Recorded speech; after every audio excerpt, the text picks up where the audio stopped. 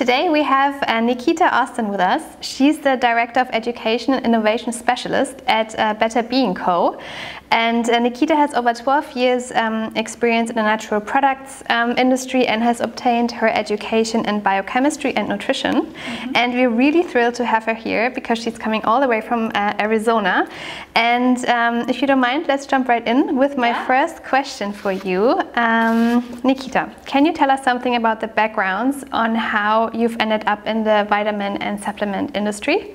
Okay, I will, definitely. Thank you guys for having me too. It's a little cloudier here than Arizona, I will say, but don't worry, I'll bring you guys some sun next time as well.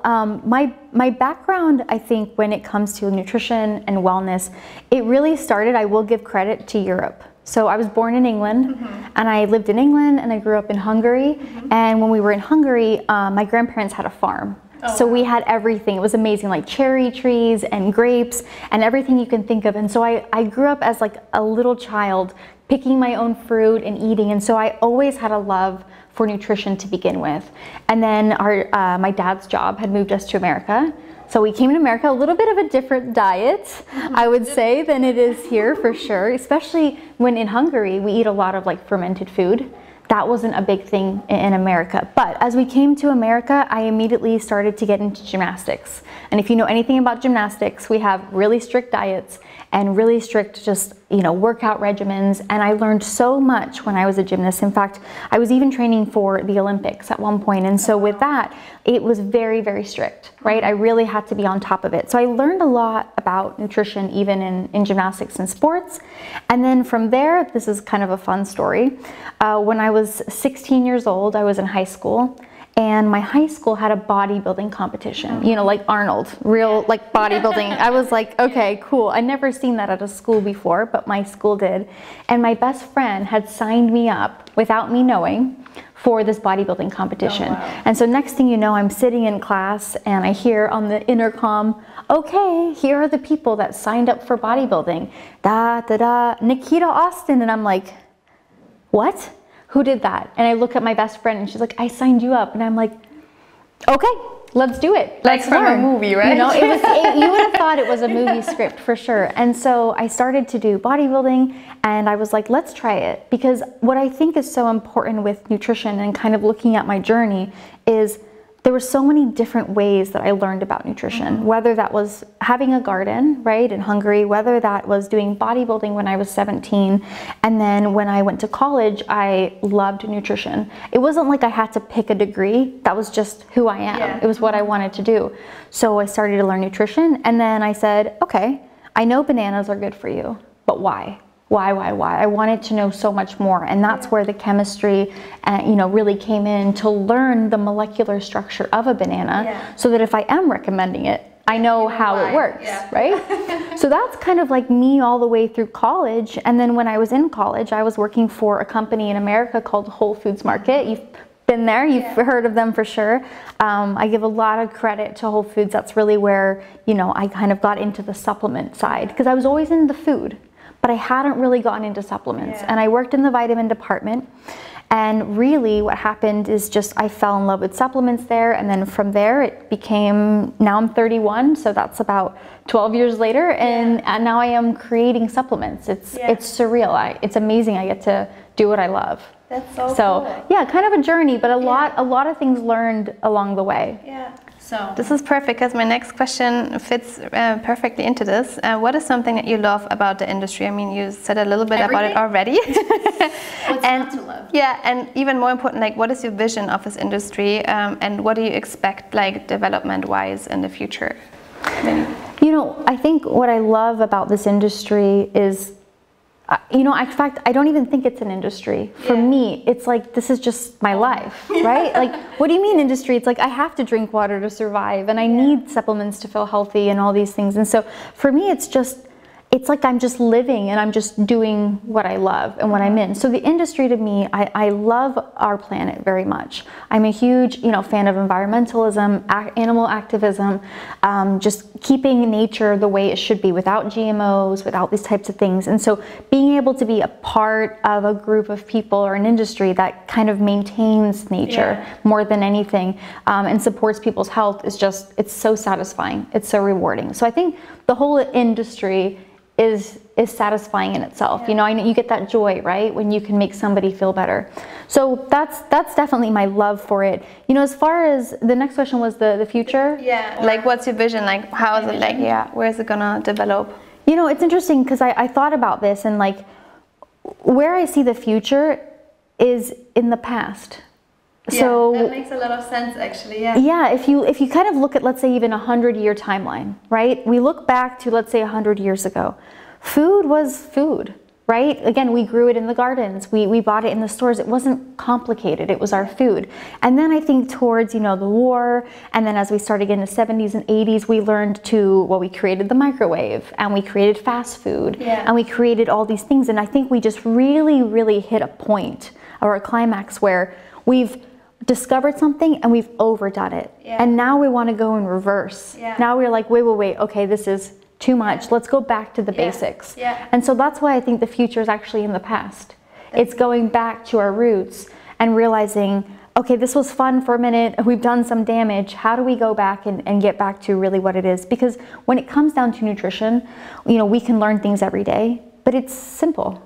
It's actually just eating whole foods, eating organic, eating clean, and having a balance. But we don't really get that every day the way we'd like to. So I see the future as the past. That's interesting. Such a cool take on this, but it makes a lot of sense if you come from this perspective. That's so cool. Maybe something a little bit more personal. What does your typical work day look like? I mean, as someone who's very much like, you're a formulator, right, for the supplements. Like, so what does your daily routine look like? Well, here's one day, right? We're interviewing. I think that's what's really cool about the job too is I'm in innovation, right? So I get to formulate supplements, but I'm also in education. So I do both sides of it, which I love because I not only train on it, but I can speak to why we created it, how we created it, what research we found. And so every day is different. Even if the task is the same, meaning creating a formula, it's a totally different formula. So a lot of the core, especially in innovation, what we do is research. We are reading books, we are researching, we are looking at what's the next trend, what do people need? What is our society like what are people needing? For you guys, it could be more vitamin D, right? As a simple example. So how can we improve absorption in vitamin D, or how can we supply it better? A lot of different things really kind of, inspire what we create. So a lot of it is research, creating formulas, a lot of it as well as public speaking. I spend a lot of time speaking, teaching people about nutrition, teaching people about supplements and how they are both really correlated together and how they're needed. And so every day is a little different. One day I'm in Holland and Germany, and then the next day I'm back in Arizona or in Utah formulating. So, but all of it at the end of the day is involved around creating supplements, making sure they are tested right, that they're quality, that the science is there to back it, and ultimately being able to educate the consumer at the end of the day on what it does. So would you say this education part is what inspires you most, or you can't pick or choose? I need both. You need both. Right? It's like I need to create the formula and then I get to educate on it. I think the educating part is fun in a very different way because I love to see people have a moment where I get to educate them and they're like,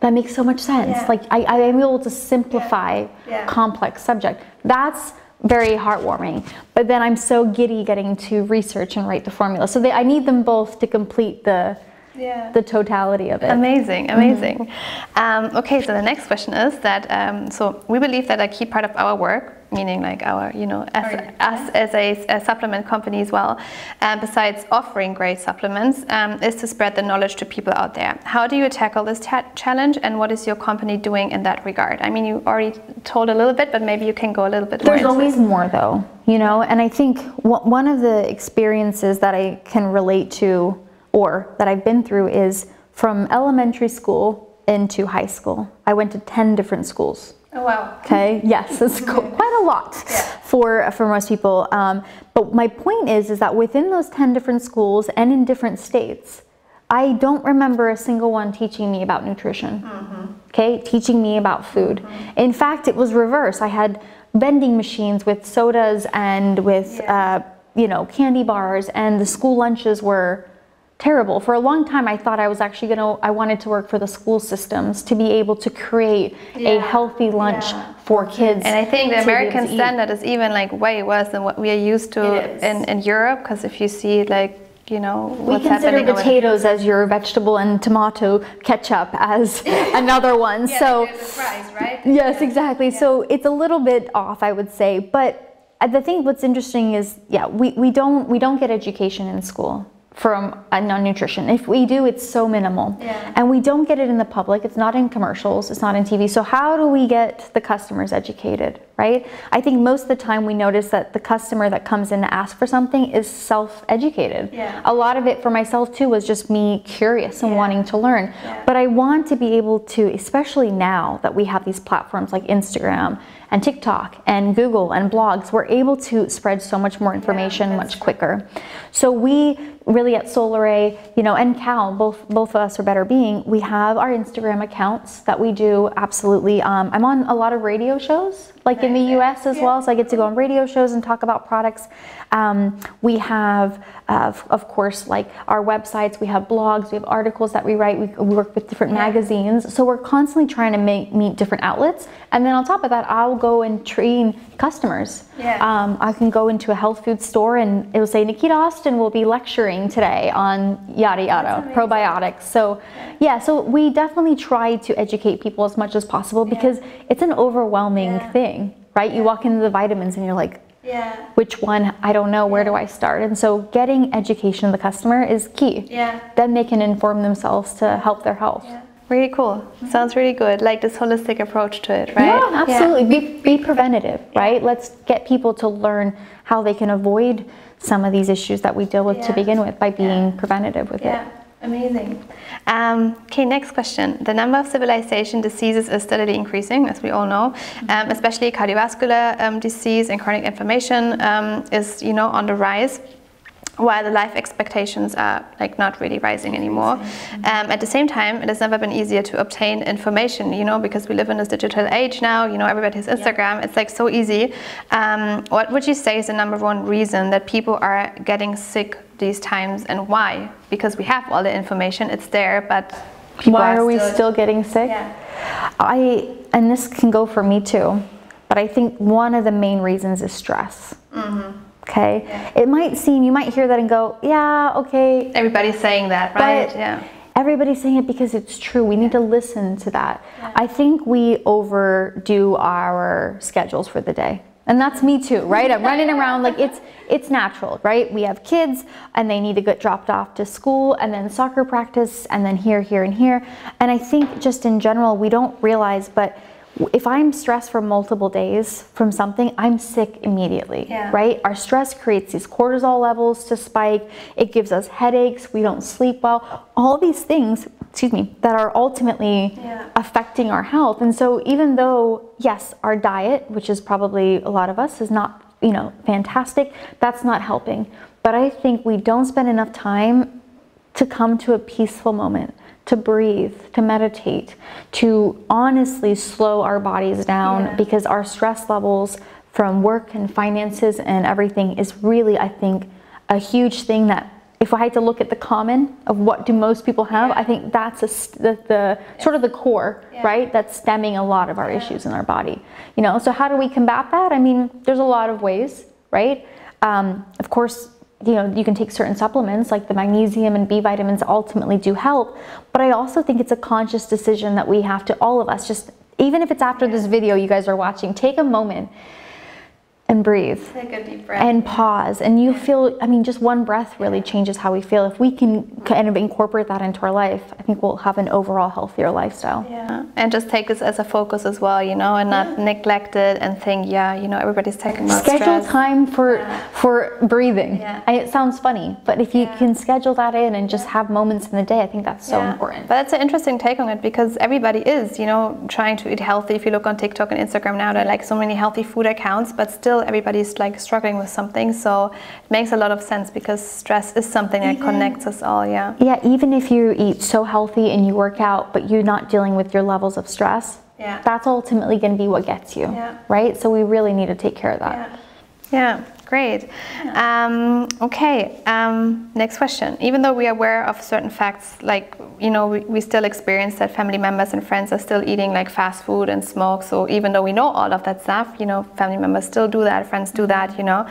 And what is your personal approach to help people around you to adopt a more species appropriate lifestyle? So if more you have healthy lifestyle, right? I yell at them usually, and then, you know, they just stop right. No, that one doesn't work anymore. I tried that one before. I think we all tried that. I think what happens a lot, or what I used to do, let's say when I was 20, you know, and younger as well, that's really when I started to learn a lot about nutrition. And I think this happens to a lot of us. You know, you flip something over and you're reading and you're like, oh, what is this ingredient? And then you look it up and you're just like shocked. You're like, wait, we've been eating this whole time? Like, how is that possible? And, you know, I thought that the government had our best interest. And, you know, there's a lot of things that get slipped through and are regulated. And so, sorry, like ultimately there's so many thoughts. I'm just trying to organize it myself. But I used to have that shocked moment where I wanted to go out and just tell everybody, oh my gosh, stop eating. And I realized that created more of like a block. Resistance, right? Even if it's a vegan diet or anything, people have resistance. So instead of going at it that way, I honestly do it in a much more like softer way. I'm like, hey, do you want to come over for dinner? Come over for dinner, right? And I just cook good food and have good company. And my parents are, you know, remember, English and Hungarian. I've never had a drink in my life. So they think I must be like from somewhere else. I must be an alien because I'm not a real English and Hungarian if I've never had alcohol. But I have never had alcohol my entire life. And I was 12 years old when I made that decision. And everybody was like, okay, Nikita, wait till you get to high school and college. And I am way past that now. And I'm like, I had never had interest in doing that. And so when my friends come over, if they drink, for example, which is, if they want to have a glass of wine, I don't see an issue with that. You know, life, we have to be realistic. We have to have some kind of balance as well. 100%. And red wine does have a lot of benefits too for heart health and resveratrol. So there are benefits in it, but I have kombucha in my house. I have little sparkling waters with a lime and a cherry, and I create that same atmosphere. And then at the end, I'm like, oh, by the way, that was vegan. And they're like, what? I'm like, yes, I got them. So I do it with love. I do it with sharing. Smoking is a little bit harder. You know, if people smoke cigarettes, I'm not saying you can't create a peaceful environment so that they're not as stressed, but that's something that I really think they have to internally want change, right? Because that's a whole nother issue where nicotine is now involved. And so that might be a little bit harder for me to, you know, show with love and care. But definitely with alcohol and definitely with nutrition and fast food, I think it's teaching people how to cook again. It's teaching people how a banana is fast food. Right? How these things are actually right here, but we've overlooked them, and there's so much value in learning and and by leading like with a good example, right? This is what's, you know, what I had the same experience. You know, if you really do something with love and you show that it can be tasty and fun and nice, you know, then usually people around you will be like, oh, they actually and they actually feel inspired rather than you telling them like, not eat this. When you tell someone not to do something, there's always that immediate, right? And so I don't want to do that. I don't want to tell them that this is right or wrong. I want to teach them if they are interested, but I want to show them with love. So cool. I love that. Okay, and now we're getting a little bit more into the companies and the actual supplements. So two of the main brands that we carry in our supplementer portfolio are Cal and Solaray, right? So, and for more than 20 years, by the way. So which are like they're both brands of your Better Being company. Yeah. Can you give us maybe like a brief overview of the strengths and maybe the differences between the two? Yeah, absolutely. So I'll start with Cal, because Cal originated first. So we'll start with like a timeline. So Cal is such a cool brand. Cal is cool. Yeah, Cal is cool. New slogan, yeah. Cal is cool. But Cal started in 1932. Oh, wow. Okay, that is 91 years ago. Wow. Okay, that is a really long time in our industry. And probably most industries actually have started in 1932. Cal was one of the first supplement brands in our industry. Yeah. So Cal was definitely a pioneer. Cal definitely, you know, really kind of opened up this idea of supplements and different things like that. Now, where Cal started was the founder of Cal, his wife had a lot of leg cramps, right? And you know when you get the leg cramps, like your calf muscle, or you get like the twitches. And he really wanted to help her and think, well, what supplement can I create? What do I need to do to ultimately help her? And through mixing some things together, I'd like to think there's like a cauldron involved and maybe some witchcraft, who knows? But ultimately, once he started mixing them together, he realized potassium, right, magnesium, these different minerals were extremely supportive for cramps. That's why if you go for a run, they say eat a banana or drink coconut water, because you want that potassium, you know, and the magnesium. And so really Cal started with minerals. And that's why when I think of, hey, who is Cal? Well, for 91 years, Cal has been creating and perfecting minerals. Amazing. Magnesium, potassium, calcium, selenium, any of these sort of minerals. I mean, Cal does even more, but when I think of who is the leader in minerals and who has really continued to perfect that, for me, that's Cal. So 91 years, and remember the question I asked you earlier? Yeah. What letter is potassium on the elemental chart? The K, yes. The K. So when you think of Cal and you see the K, it's K for, potassium, and it's also California based. That's where it originated. So there's kind of that combination there, which I love that. It's like a little Da Vinci Code, right, inside of Cal. So Cal, definitely the mineral brand. I mean, their best sellers are magnesium for a reason. They do such a good job with it. And then we have Cal, and then many years later, we have Solaray. So 1973 is when Solaray was founded.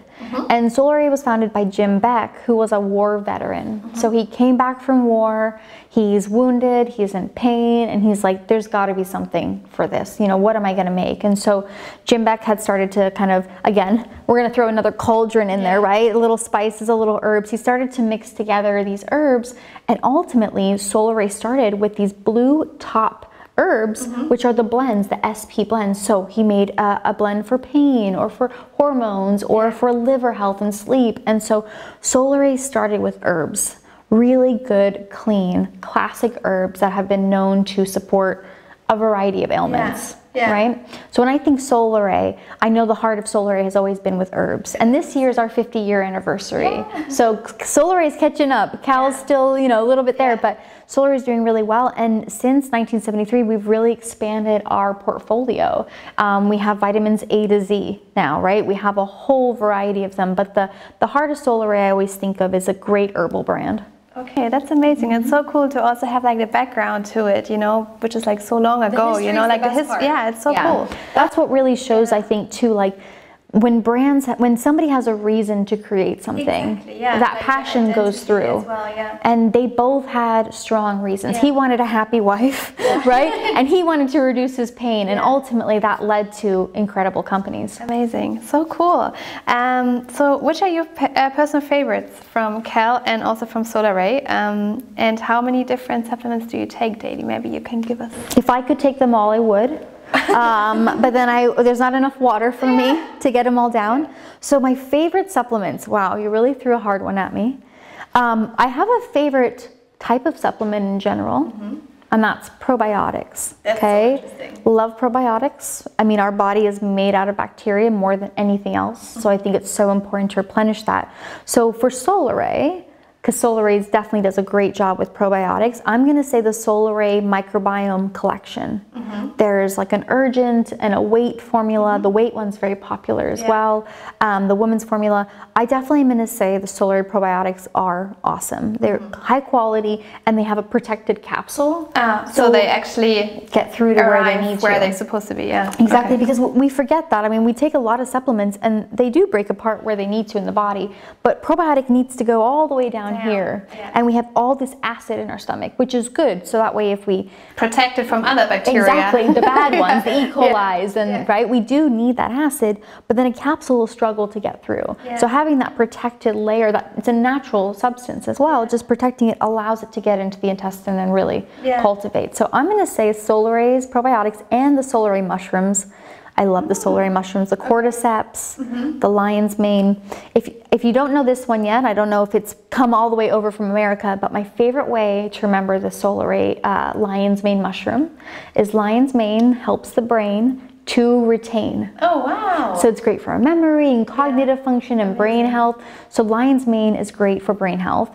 And then my other favorite mushroom is the cordyceps mushroom. Okay, so cordyceps mushroom is your energy mushroom. And the way I remember that one is, okay, if I want these lights to come on, what do? I plug the cord into the wall. So if I want the energy to start, I got to plug the cord in. So the cordyceps mushroom is my energy mushroom, right? I always have like little fun mnemonics to try to remember them, because after 100 herbs and 100 supplements, you're like, I need something. So definitely those. And then, you know, one of my favorite things for Cal, of course, besides their magnesium, is their active melt collection. So they have a whole collection of these little active melts. So they have B12, vitamin D, melatonin, zinc, all different ones, and they dissolve on your tongue. Because as I do take supplements as well, but I don't like to swallow too many. I get like kind of tired and from it. So I love kind of mixing it up. So my probiotic I take in a capsule, but then I have like a little jar next to my desk, and my D3, and it's like a lemon flavor or an orange flavor. So I love the active melts. It's a lot better than gummies too if you want to avoid sugars. I don't like to consume too many. The active melts are really nice with some natural, you know, sweeteners like the stevias and things like that. So awesome. So this is already like the next question. What is your favorite form of a supplement? Because now you already gave us it away, huh? You know, I think it depends on the supplement sometimes, on what my favorite form could be. I do love, like I said, the active melts. They dissolve on your tongue. They're super easy to get into the body. But I think because I know so much about supplements that I'm like, well, I don't want a probiotic that's an active melt. I do want that in capsule, right? And it's not to say that you couldn't get probiotic in liquid or anything, but to get it specifically to the gut, I know that's a good way. So definitely depends for me, but I do love things like active melts and even the drop-ins, like the little liquid drops where you can just put them on your tongue. That's always a favorite of mine for sure. So those would probably be my favorite. Easier than swallowing, because a lot of people have issues, right? Like they do. Some people can't swallow, or it can kind of get stuck in there. I mean, you can always open capsules and stuff, but the active melts are just, they're yummy and they're fun. So we have your favorite. That's amazing. Next question is quite big, I would say. Who should take supplements and why? Does everybody count? No. You know, I know that there's a lot of, well, let me just say, usually if you're eating a really well-balanced diet, okay, like you truly have a beautiful rainbow, you know, of a diet, then oftentimes you might be like, well, I don't know, do I need supplements, right? And maybe not. I think the difference, or not even the difference, but the problem is that a lot of us aren't getting that rainbow diet, right? Even myself, who I love to say eats really healthy, and I have my kombuchas and my kale salads and all this, even though I do eat well, I don't even eat enough of the right foods. And I always wanted to do this, and one of these days I will, but if I looked at all the ingredients, let's say the supplements, let's say nutrients, that your body needs a day. Like let's say it's this many vitamin C and this many vitamin D and this much magnesium, and I took the foods that contain those and laid it out on a table, you would be like, Nikita, is this for the whole week? A whole table. I'd be like, no, you need to eat this today, right? So let alone are we eating the right foods? Are we even eating enough of those right foods to meet the minimums we need to? And then we have a lot of things, like this is a big one because it actually relate to magnesium as well, is coffee, tea, and alcohol. Okay, we all drink them, maybe all at once, I don't know, hopefully not. But they're all diuretics, meaning, right, that they excrete water and urine through the body. Well, that happens through your kidneys, and your kidneys store your magnesium levels. Yeah. So when you're drinking these things and you're actually peeing out, you're peeing out a lot of your magnesium as well, because it's grabbing it and pulling it out. So my point here is, okay, I'm eating healthy, but I'm not even eating enough food. And if I do, well, I'm probably still consuming things that are depleting it from my body. Exactly. So it's so important, I think, to balance supplements with our diet, right? Look at it as your diet. Yeah. Don't look at it as separate. A lot of these supplements are coming from natural sources, and they're really just trying to help mind the gaps. Yeah. So which supplement can vary based on a child, a woman that's pregnant, right? A vegan, right? I always think of B12, right? And vitamin D and irons. If you are pregnant, it could be like folate or folic acid. If you're elderly, I mean, even magnesium or vitamin D. So I think most people could definitely benefit from a supplement depending on their lifestyle, depending what they're going through. As food might, you know, they might not be consuming all the right foods needed to actually meet the requirements. Okay, that makes a lot of sense. Yeah. So the next question is also important. If you decide, okay, you know, you want to go for a supplement or you think you need one, what do you look for when choosing a supplement? Like, what is the, you know, so how do you go? How can you make sure it's the best quality? You know, the first thing I would start with is finding a quality store. Right? Finding a quality vitamin, pharmaceutical, you know, depending on where you live, a store that you trust. Because you know that the stores you trust are going to vet or kind of look over the brands and make sure they're bringing in quality brands. So I think step one is where you're buying things can be very important. You know the companies that care about that in particular, and ones that might not be their focus. So finding a good store is key. And then when you're in the store, again, looking at the wall, where do I start?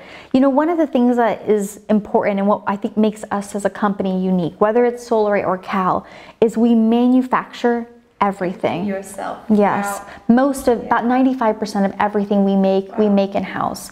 And that's important because from me at step one and my team formulating to pulling the raw materials, we have scientists testing them. They go into the lab, we stability test them, we package them, we ship them, we label them. We oversee the whole production. So quality is there. So when I like to look at a bottle, I like to see, is it a manufacturer? You know, are they actually manufacturing their own products? How can you check for that? Like how? I think, I know for ours, for example, on the back it will say manufactured by, and it would either say Better Being Company or Nutraceutical. Okay. So you know that in that case that they're a manufacturer. That's one of the things that I usually look for, right? Is that, and then I think the next place I look for, let's say I don't see that, is not just looking at the main ingredients, but looking at the other ingredients, right? Especially in America where we don't even have as strict rules as you guys do here, but like, does it have artificial color or sweeteners, or are there weird preservatives, or what's going on? A company, I think, that really cares has a cleaner product overall, right? Whether that's an organic product or, you know, depending again on where we are in the regulations. But quality store, right? A brand probably that's, in this case, manufacturing themselves, and also making sure that it's overall a clean product, you know? And knowing trusted brands like Solaray and Cal have been 90 years, 50 years. I mean, if we weren't creating quality, we would have been called out by now. You know what I mean? So having a trusted brand that you trust is so important. And I'm making the products. I promise you, they're good. I love what I do. I wouldn't make something I wouldn't consume. So between myself, Max, and Rachel, we're the group of us that make these products. But that's amazing, because you don't, you know, see this a lot, you know, that you actually get to speak to the formulator, you know, somebody who can actually tell you what's in there, you know, and so that's and when we talk to somebody, like, let's say you're the person selling me turmeric, right? We ask you questions.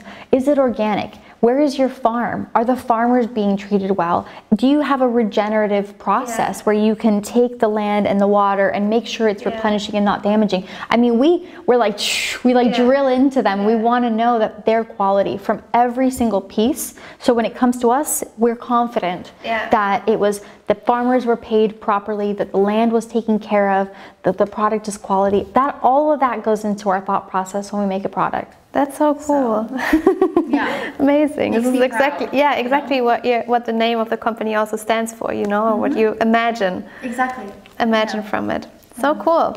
Okay, so next one. What we often experience in Germany is that people are checking products for ingredients like magnesium stearate or silicon dioxide, and based on that decide whether it's a good or a bad supplement. So maybe from your expertise, you can give us a little bit more insight on that, you know, what's behind that. We get that a lot, actually, you know, like what is magnesium stearate, right? And it's magnesium ultimately with the stearic acid combination. Now, when I looked up, because in the beginning too, well, beginning I should say, for me it was many years ago when these questions really started to come up. And I was like, well, let me learn more about magnesium stearate. And one of the things I had read was 1 tablespoon of olive oil has more magnesium stearate than it would in a whole bottle, let's say, of one of our supplements. Oh, wow. Okay. And that's like naturally occurring. That's like naturally occurring, exactly. And I love olive oil. If I could swim in olive oil, I would. I love it for my skin and my hair. I love it in my food. I could have been Italian, you know. I mean, seriously, I absolutely love olive oil, and I see so many benefits of olive oil. And so I think so many times we look at something and think, oh, it sounds bad or it's bad, and sometimes it is, right? This is where we have to inform ourselves and learn. But then so many things that they seem worse than they are. And it's like, wait a minute, I'm already naturally getting that in my food, and it's actually not that bad. And this ultimately is, you know, a version of magnesium. So magnesium stearate, you know, for example, can be used in products. They do it sometimes to like lubricate the machineries because all these pills are going through.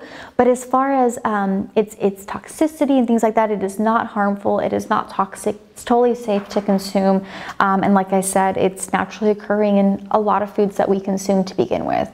So it's just something that I think has had a lot more negative controversy around it, but we didn't even get the chance to kind of read about it yet. And it's really not bad. And I think the same way with even like the silicone, you know, or in silica. We often put silica in things to reduce moisture. Yeah. So if you had like a beetroot powder, right, you might see silica in there because silica reduces moisture. That way when you open the powder, you don't get kind of a clump. Yeah. You know how they can get clumpy. So these things are there to really provide you a quality product as well. And we check the research, we check all the pharmacokinetic data and things like that to make sure that the levels they're using are safe, that the product itself is safe. Like I said, if I didn't consume it, I wouldn't make it either. Okay. So yeah, really? Okay, both of those I'm not worried about, and happy, like, you know, when I talk to customers to kind of explain to them, and it gives like, oh, okay, I thought it was worse than it's not as bad as I thought in that case. Yeah. Okay, that's good to know, to hear like the expert's opinion on this, because obviously we all are, we're not experts in this, so it's like really good to hear this from someone who knows what they're doing, you know? I just pretend I know what I'm doing. I'm glad it's working. Okay, so now I want to ask you, which supplements would you suggest everybody to take on a daily basis, and why? And for like different categories. So for example, children who start school, is there any recommendation you could give for that? For starting school? Yeah, like children who are like just getting into school. I think one of the things and I don't have any kids yet, we'll get there, but one of the things I noticed from my neighbors, for example, who have 3 little kids, they start school and then the next week, Nikita, somebody's sick. Okay, I'm coming over, I'll bring you some vitamins. And I think that's what it is. Everybody comes back, the excitement is there, all the kids are touching and playing, and I think there's a lot of kids that get sick. I think a great simple supplement is vitamin C. Yeah. Right? And we have vitamin C chewable for kids. Nice. You could even get a good amount in a kid's multivitamin. I mean, that's always a great thing to take anyway. So I think any of the immunity type products are great. Makes sense. I mean, there's also products that are like for focus and for calming, because there are a lot of kids, I was one of them, running all around, you know.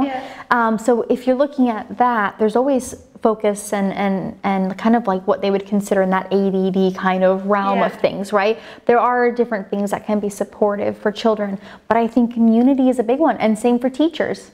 Because the teachers are with the children and even the parents, but I think for the kids, keeping their immune system good so they can fight it, avoiding it to even come home. A little bit of extra support. Right? So vitamin C and zinc, both of those even together are great for children to take. How about teenagers? Anything specific for them? Anything for their mood. Yeah, exactly. I have a 17-year-old brother, so that's why I say that one. No, I mean, I think for teenagers as well, I mean, you know, mood is actually not a bad category, even though I was just being silly. But I think a multivitamin is really good, like a good multivitamin for teenagers, because as we are teenagers, I think we choose more of our own food choices than even when we were little. And with that, we can often miss a lot of fruits and a lot of vegetables, you know. So I do think a good multivitamin is great for teenagers to take. And then I think it just kind of depends on your teenager too, right? As a teenage woman, we start to really get our menstrual cycle, right? And so there are different vitamins and supplements that can be supportive of that. And for men, it's like their bodies are growing too and their hormones are coming out, and there could be different things. And maybe it's even just protein powders as they're like playing sports all day, right, in school. So I think it can be very subjective based on the child, but I think a multivitamin to at least make sure the kids are covering their basics. And not just giving the broccoli to the dog under the table, you know what I mean? They can get away with it more than when you were little. So especially considering what they get at school to eat as well, right? Which is not very nutritious. Exactly. Yeah, okay, that makes a lot of sense. Okay, cool. How about 30 and 40-year-old people? Specifically asking for support, you know, for better sleep, for stress release, and stuff like that. Yeah, as 31 now, so I guess I fall into that category now. So now I have to think, oh my gosh, I'm between 30 and 40. I think sleep is definitely a big thing, right? I think for a lot of ages, but certainly in this age too, we can struggle with sleep. I think that's a lot of work that we do, a lot of stress. Maybe you have little babies and kids as well. There are definitely a lot of things that are important. One of my, you kind of asked as well, was what was my favorite vitamin? And for me, for everybody, but I'm going to relate it to this specific category, would be a probiotic. Yeah. And the reason I love probiotics and the reason I find it to be so important, and we talked about how your body's made of bacteria, but it's this kind of saying that really gets me, is your body is 10 times more bacterial cells than just human cells alone. So somehow we became these cute little bacteria people. I don't even know how we morphed together, but really we are bacteria that's stuck together. And our bacteria is in our nose, in our eyes, our ears, our gut health, our skin, it's everywhere. And it's really our bacteria that's, especially, you know, good bacteria as well, but that's what's important for regulating our mood, regulating our sleep, our weight, regulating our sugar cravings. There's so much related to that. And so based on the fact that we have sleep problems and we have mood and we have all these things, of course I could give you a whole supplement regimen, but for me the core is really taking care of the body and taking care of our, you know, our bacterial health, right? Our microbiome, our microbiome, which is that body's collection of living organisms ultimately. You take care of that and the rest should really balance out. Okay. So a probiotic, if I'm just picking one, probiotic is the one I would go with that. And again, there's different ones. There's one specifically for women's health that usually helps more with urinary tract infections or hormones. There's ones for men as well with prostate and colon health. So just depending on where you're at and what you need, there's going to be different ones too. Okay, cool. How about 50 and 60 plus, and maybe thinking about osteoporosis prevention and also menopausal support? Anything to add there? A lot of things there as well, but I definitely think I would still even throw the probiotic there, because again, it's always important to take care of that. But a couple other ones would definitely be vitamin D, right? We think of vitamin D for so many things, for the use you mentioned, kind of like with our joints, our energy, our mood. It's very supportive in general. So vitamin D would be a big one. Taking a calcium and the magnesium together is very important. You want to get them both together. Sometimes we take too much calcium because we think bones, and we don't get enough magnesium, and then we kind of have a little bit of an imbalance in a way. So I think taking calcium, magnesium are really great. Taking vitamin D is great, but my favorite little luxury one is K2. And you can even get those together. And the way I always think of K2 when I kind of educate on it is I call K2 the bus driver. Okay, the school bus. So you've got K2 and it's driving the bus, and in the back of the bus is magnesium, calcium, vitamin D, and K2 is like, okay guys, I'm gonna drive you through the body and I'm gonna drop you off at your home. That way those nutrients go where they need to in the body, they get absorbed better into the body, and calcium, for example, is going where it needs to. So you want your calcium, you want your magnesium, you want your D, and you want your K to kind of drive them into the body to really get a better absorption ultimately. So that would be a fantastic pair, you know, that combination. I think that would ultimately be very supportive of joints, movement, muscle health, and sleep.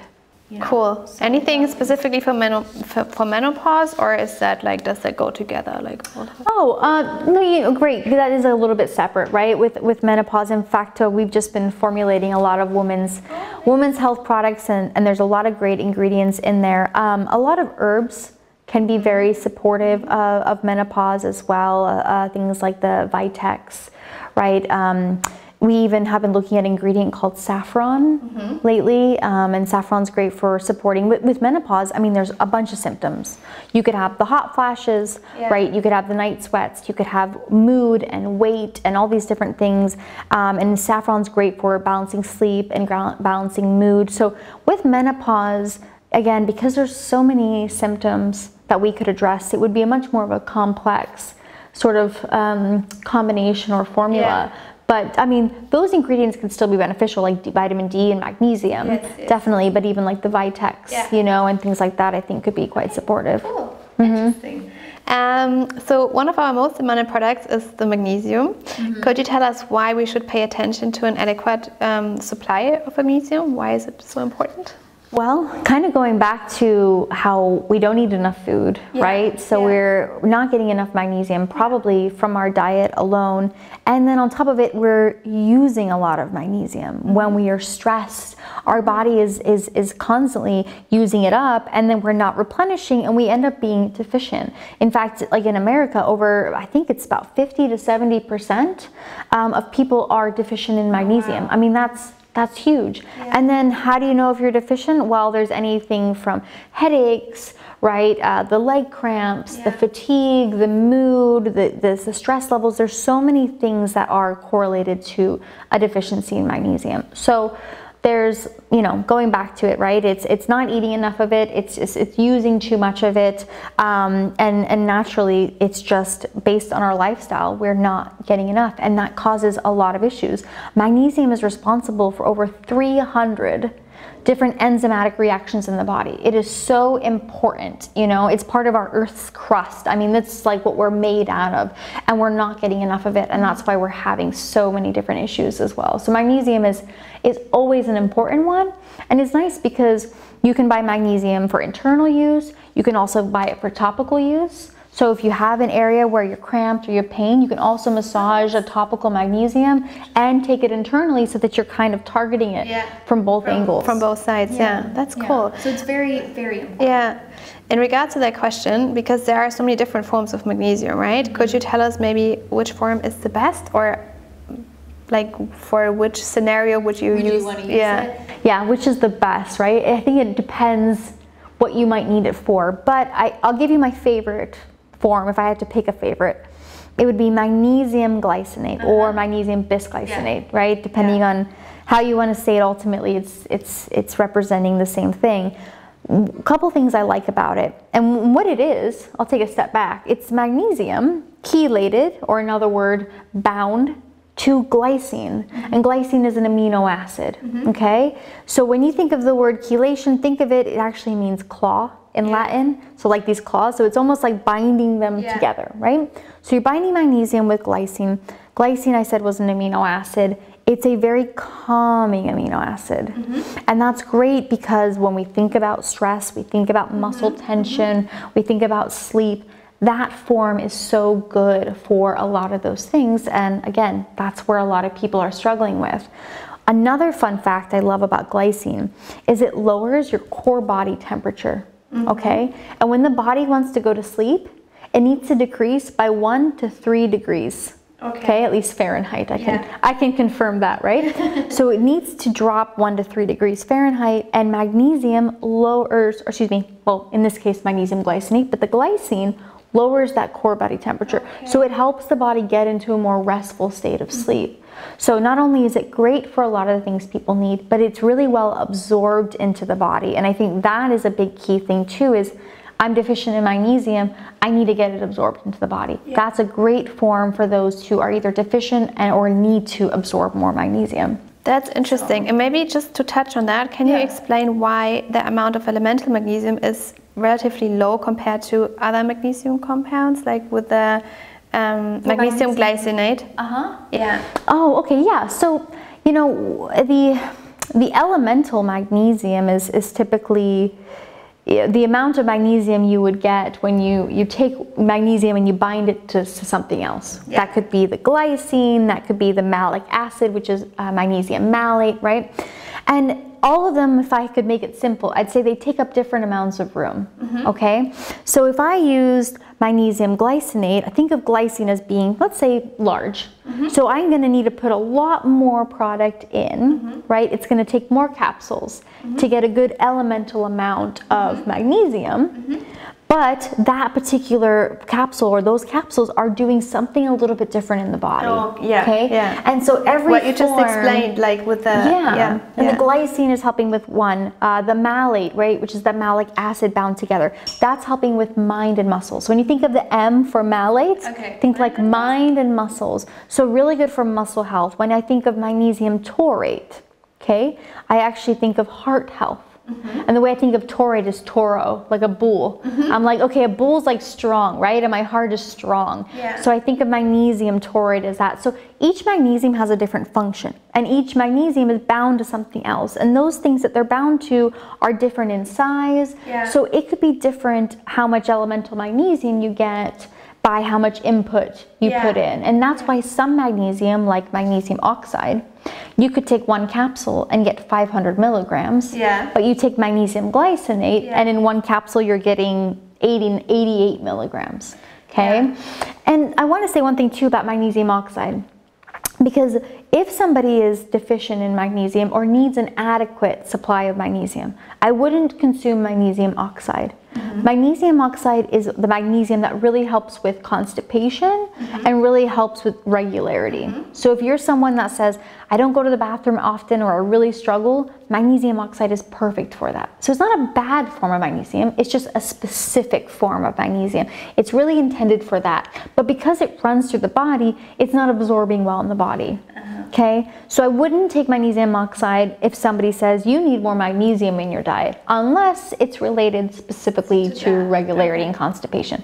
I would go more to the magnesium glycinate or the citrate or the malate or any of these other ones. Again, they all give you magnesium, but they all do it a little differently in the body. Okay, so you would say that it doesn't necessarily, it doesn't matter as much like how much elemental magnesium is in there, because the effect might still be like really good for you, right? Even though it has a little bit less, like you said now, like with the 88 milligrams compared to 500 milligrams. Yes, it's a different effect. It could absorb differently in the body. So it's not always what we would call apples to apples, right? It's not comparing it exactly there. That they're all going to do a little bit different, but they're all important. It's nice to get a complex sometimes and be like, I want a little bit of all of them. They all do something really good for the body. Could you maybe say something on it? Because I think you covered the oxide, you covered the malate, and you covered glycinate and taurate. What about the citrate? Like anything? Yeah, so that one is citric acid, right? Like we would think of like from lemons, and that's ultimately what it's bound to. And that one I always think of like my general magnesium. So I'm like malate for mind and muscles, taurate for heart, glycine for calming. What about the citric acid? What about magnesium citrate? And that one I think, okay, I want the benefits of magnesium, the 300 enzymatic benefits, but I also don't maybe need a specific function. I just want to get a decent absorption into the body, maybe also help a little bit with regularity, but not so much that I'm like, I can't go to work today, right? Just enough to kind of balance me out. It's a really good one to go to when you want magnesium, but maybe you don't need something specific like the taurate for heart health or something else. So it's my general. Okay, cool. That's so insightful. Amazing. And now one more question. Why is magnesium magnesium is so important when it comes to vitamin D intake? Like how do those two go together? I kind of think of it going back even to the vitamin K, right? And the little bus driver. And a lot of the D, the magnesium, the calcium, the K2, they're synergistic, right? They blend together, they work together, they support each other, whether we're thinking of absorption levels or thinking about ultimately supporting if it's the muscle, if it's the bone. So it's, you know, it's not only important, I think, together, but going back to, you know, so many people are deficient in magnesium and so many people are deficient in vitamin D, right? Even if you live in Arizona, like me, which is over 300 days of sun, I know, don't worry, like I said, I will bring you some. But even then, okay, I can see the sun, but am I laying outside? You know, they actually say in order to get sun that you would almost need to be fully exposed, and you know. wear, like, the sunscreen. Yeah, for 15 minutes because every part of the body is going to absorb it a little bit differently. And I don't know how many people stand outside naked for 15 minutes, but as much as I'd love to, I'm not doing that every day, right? So that's what I'm saying is even us who might think, oh, we have sun, are you absorbing it? You know, just because you have it. And so, and that has, you know, there's so much research with vitamin D for, I would say, every part of the body, from our eyes to our mood to our skin. And so it's very important regardless to take both of those. Okay, cool. And if you take them together, they even have like this better effect because they work like together and have this synergy. Yeah, I mean, with a lot of like research that we've read and things like that, they definitely show that there's support of taking magnesium and there's support with taking the vitamin D because, again, they're going to help each other, they're going to help the body. So there's a correlation for both of them. Awesome. Okay, we almost made it. Like, this is the last question now coming up. It's also vitamin D related, and it's something that our customers frequently ask, and it's about vitamin D. How much would you recommend? Like, how many IUs would you recommend daily? And are the liquid formulas better than the encapsulated vitamin D formulas? So maybe you can. So coming from an American standpoint, right, where I do a lot of my research, well, we research from, we could look at all over the world, right, in different populations, but with kind of what the recommended amount in America might be different than here. So I'd have to check, because per country, you might have a little bit of a different rule. So there's always your recommended daily amount.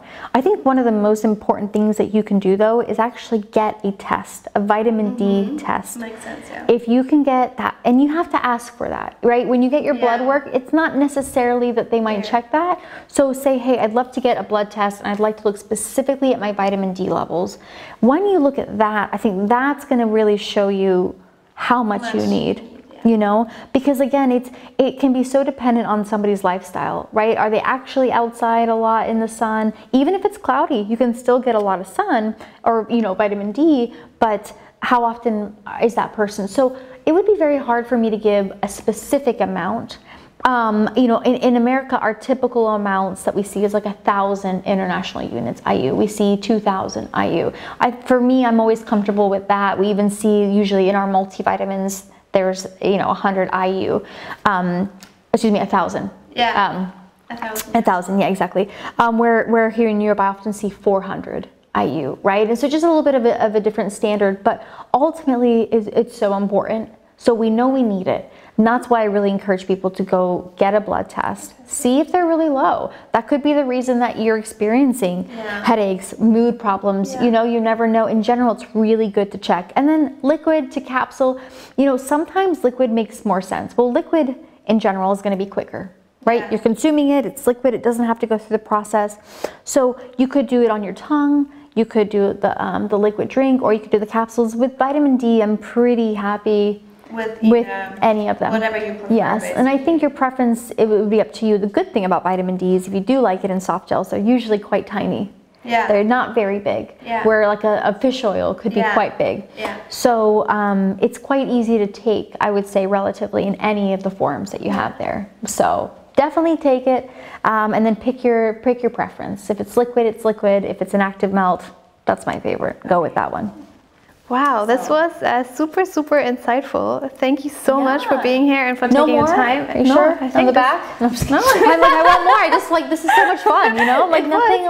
Unless you have something else maybe you want to share with us, something. Honestly, I'm so grateful that you guys do these interviews because, you know, it's easy for a customer to come into a store and see the bottle, but then for me, I get to now have a voice for our brands, you know, and with Solaray and with Cal, neither of them have like, none of them's like lesser than the other. We have a quality standard across all of our brands in our company. They're just different brands. Like this one's more mineral, this one's more herb, you know, but the quality is something that like we have always spent so much money, so much time in. I love being in the labs with Curtis and Richard and all of our great scientists who have been there forever, you know, who are tested our products. And so it feels good to have that confidence because I see it firsthand and create it. And it feels great that I get to relay this love and passion and quality to our customers. And tell people about it. Yeah, because how many times do you really get to like sit down and talk with a brand, you know, and be able to kind of hear their side. So I'm just happy that I get to, you know, share that love and our side of it too.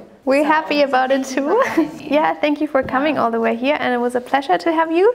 And yeah, this was it for our video, and maybe, hopefully we see us next time. We'll do some more. Yeah. We'll get into like mushrooms and all the other fun stuff too. So perfect. Thank you. Bye.